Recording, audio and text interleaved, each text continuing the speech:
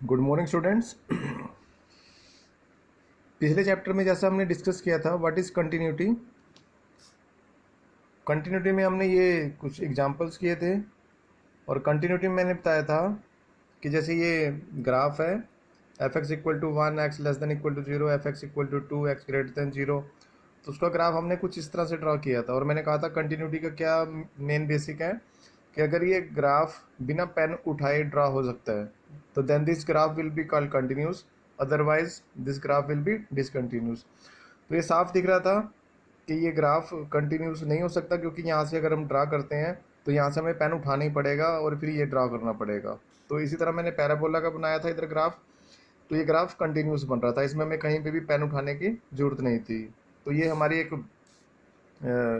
Simple method था इसको continuity को समझाने का कि हम कोई भी ग्राफ ड्रा करते हैं तो अगर पेन हमें ब्रेक उठाना पड़ता है उस ग्राफ को कंप्लीट करने के लिए तो वो ग्राफ कंटिन्यूस नहीं होगा, वो डिसकंटिन्यूस हो जाएगा।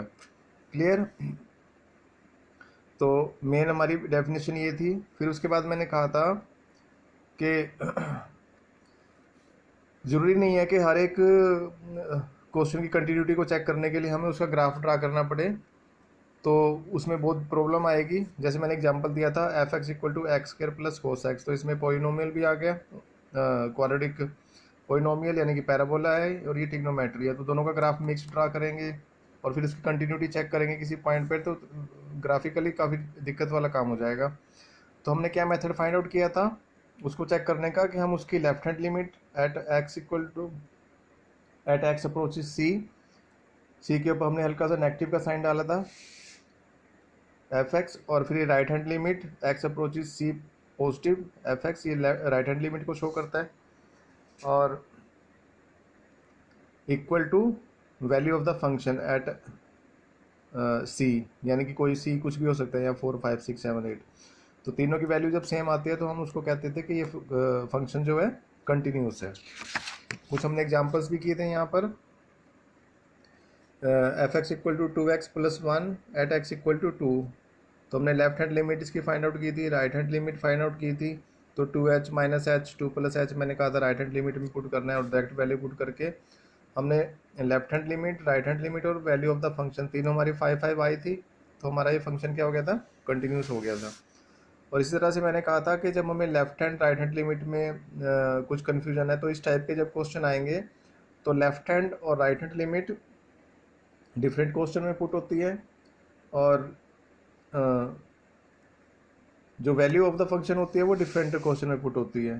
तो अगर वो तीनों इक्वल आते हैं तो कंटिन्यूस है, अदरवाइज वो फंक्शन क्या हो जाएगा, डिसकंटिन्यूस आएगा। तो जैसे इस क्वेश्चन में लेफ्ट हैंड और राइट हैंड लिमिट इक्वल आ रही थी बट जो वैल्यू ऑफ द फंक्शन थी वो इक्वल नहीं आ रही थी, तो इसलिए हमने इसको डिसकंटिन्यूस प्रूव किया था। ठीक है, ये तो हमारा प्रीवियस चैप्टर था।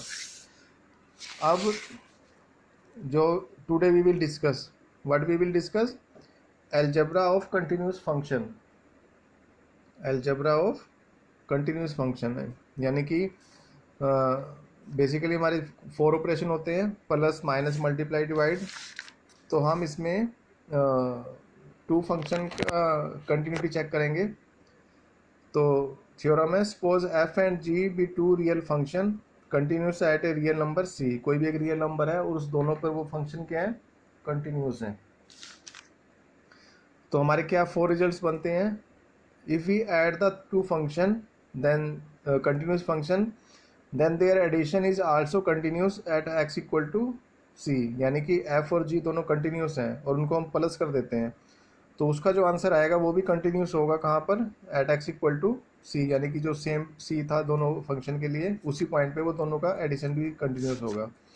सिमिलरली उनका सब्ट्रैक्शन भी कंटिन्यूस होगा, उनकी मल्टीप्लाई भी कंटिन्यूस होगी और उनकी डिवीजन भी कंटिन्यूस होगी। डिवीजन में बस ध्यान रखना है कि जो जी एक्स है यानी कि अपॉन में जो पॉलिनोमियल लिखा हुआ है it should not be equal to 0। तो ये अलजेब्रा ऑफ फंक्शन, इसकी प्रूफ की जरूरत नहीं है हमें। एक बार और क्लियर कर देता हूँ, if f and g are two real value function and both are continuous, दोनों कंटिन्यूस है और रियल वैल्यू फंक्शन है, तो f प्लस जी यानी कि उन दोनों को प्लस करते हैं तो वो भी कंटिन्यूस होंगे at x equal to c, और f equal to f minus g यानी कि उनका सब्ट्रैक्शन करते हैं फिर भी वो कंटिन्यूस होंगे एट एक्स इक्वल टू सी, उनके मल्टीप्लाई कर दें फिर भी वो कंटिन्यूस होंगे, उनको डिवाइड कर दें तब भी वो कंटिन्यूस होंगे। और यहाँ पे डिवीजन में जी एक्स जो है हमारा, जी सी जो है हमारा जीरो नहीं होना चाहिए। Now today we will do 2 question of exercise 5.1। तो first question is prove that the function f x equal to 5x minus 3 is continuous at x equal to 0, at x equal to minus 3 and at x equal to 5। तो हम इसको 0 पे find out करेंगे continuous है या नहीं है।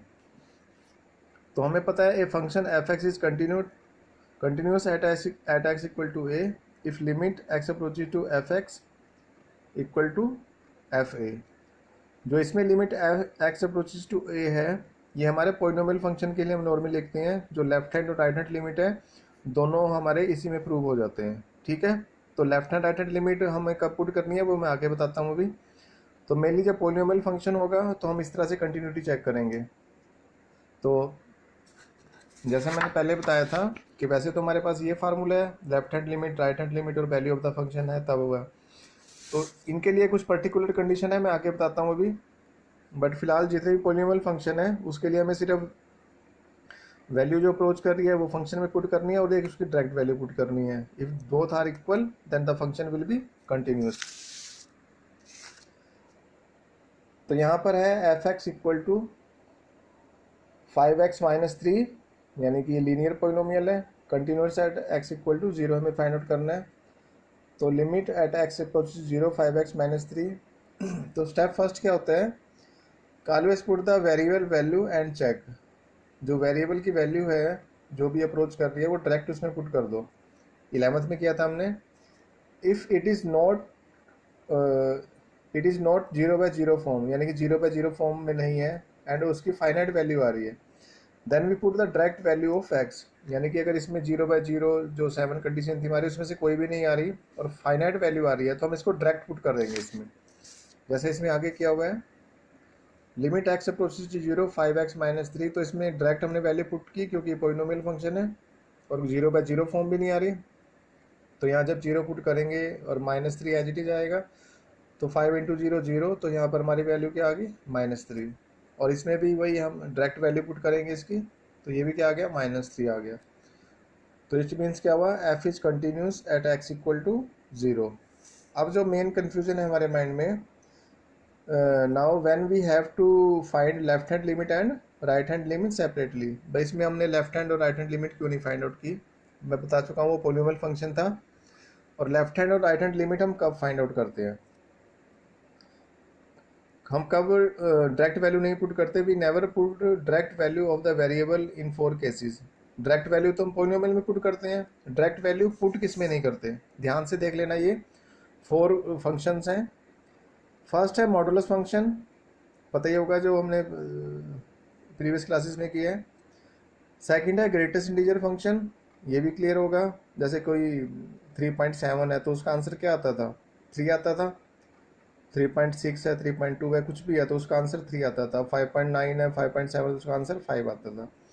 Fractional part, जिसमें फ्रैक्शनल पार्ट आ रहा हो किसी नंबर में, और सिग्नम फंक्शन तो पहले किया ही होगा, जो x upon mode of x वगैरह जो होता है उसमें। तो जब ये 4 कंडीशन आएंगी और जब ये क्वेश्चन में आएगा मैं उसमें एक्सप्लेन कर दूंगा इन फंक्शंस को, आगे आएंगे। तो जब ये 4 कंडीशन आएंगी तो हमने डायरेक्ट वैल्यू नहीं पुट करनी है, हमने क्या करना है, हमने लेफ्ट हैंड लिमिट और राइट हैंड लिमिट पुट करके और फिर डायरेक्ट वैल्यू फाइंड आउट करनी है। तो उस कंडीशन में अगर तीनों वैल्यू सेम आती हैं तब हम कहेंगे फंक्शन क्या है, कंटिन्यूस है। तब हमें ये फाइंड आउट नहीं करना है, ये सिर्फ पॉलिनोमियल फंक्शन में फाइंड आउट करना है। जब ये इस टाइप के 4 कुछ फंक्शन आएंगे तब हमें ये फाइंड आउट नहीं करना, हमें क्या फाइंड आउट करना है, left hand limit and right hand limit. Clear.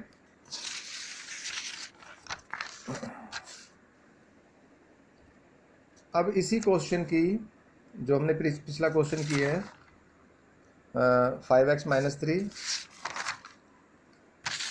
इसकी मैं ग्राफिकली आपको बता रहा हूँ, ग्राफिकली कैसे इसको शो करते हैं कि ग्राफिकली रिप्रेजेंटेशन ऑफ कंटिन्यूटी। ये करना नहीं है आपने, जस्ट फॉर नॉलेज आपको बता रहा हूँ। हमारा क्वेश्चन है y equal to 5x minus 3, tenth में भी हमने ग्राफ बनाया था इसका, जैसे हम टेबल बना लेते थे, फिर उसमें एक्स को 0 पुट करते थे, 1 2 3 4 पुट करते थे। तो इसका ग्राफ कुछ ऐसे बनता है जब हम इसका ग्राफ बनाएंगे, टेंथ में भी जैसे बनाते थे। तो इसके ग्राफ में हमें एक दिख रहा है साफ कि कहीं भी ब्रेक नहीं आ रहा, कंटिन्यूस बिल्कुल जा रहा है, no break in the graph anywhere, कहीं पे भी ग्राफ नहीं है। तो लीनियर ग्राफ हमारा क्या हो गया, कंटिन्यूस हो गया। इसकी ग्राफिकली रिप्रेजेंटेशन है। क्लियर। सेकंड है f x equal to 2x square minus 1, इसकी कंटिन्यूटी चेक करनी है हमें एट x इक्वल टू 3। तो ये भी पॉलिनोमियल फंक्शन है, क्वाड्रेटिक फंक्शन है। तो हाँ, इसमें हम लिमिट जो इसमें अप्रोच कराएंगे ड्रैक्स एक्स अप्रोचेस टू 3।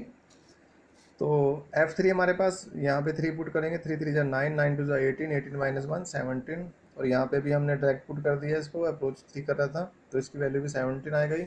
तो f इज continued at x equal to 3।